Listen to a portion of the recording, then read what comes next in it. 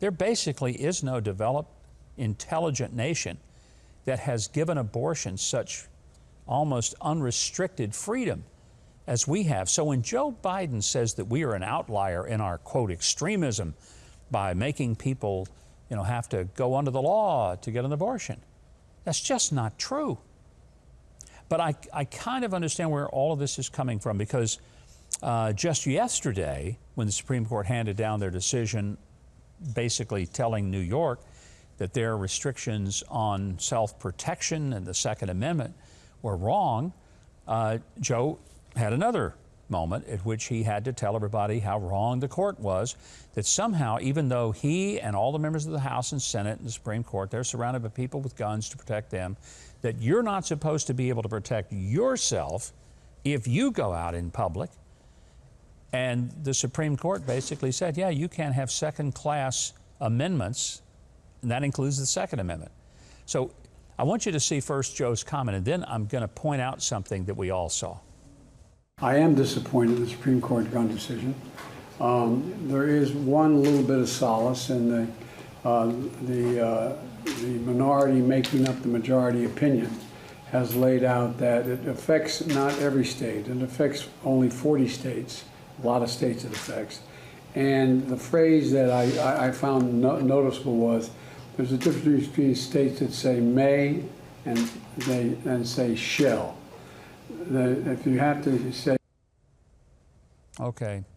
Thank you, Joe, for that very enlightening idea. But here's what he didn't think would happen, but it did, because, there are some reporters who actually pay attention when they're in the room with the president.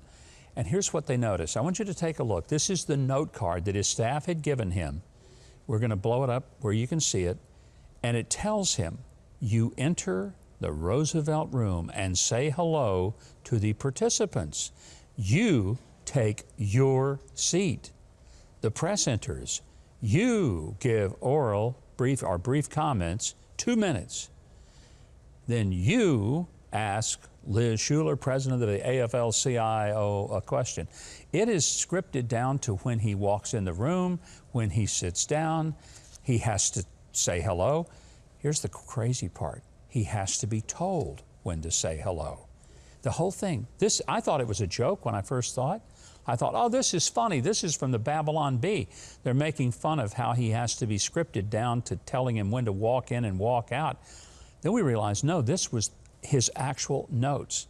So we had a little fun. We decided that what was on the back side of that card, because, the call of nature affects us all, and his staff probably gave him this on the other side. When going to the bathroom, you open the stall door. You sit down. You do not eat the paper. Just because we don't know. You got to laugh to keep crying. That's exactly right, and that's the only reason we took a little extra punch this week. Yes, we did. Now, if you're seeing this, I know you've enjoyed that video. I mean, how could you not, after all? So you know what you should do? Leave a like, click on the subscribe button below, and hit the notification bell next to it so you'll always know when I have another video up for you to enjoy.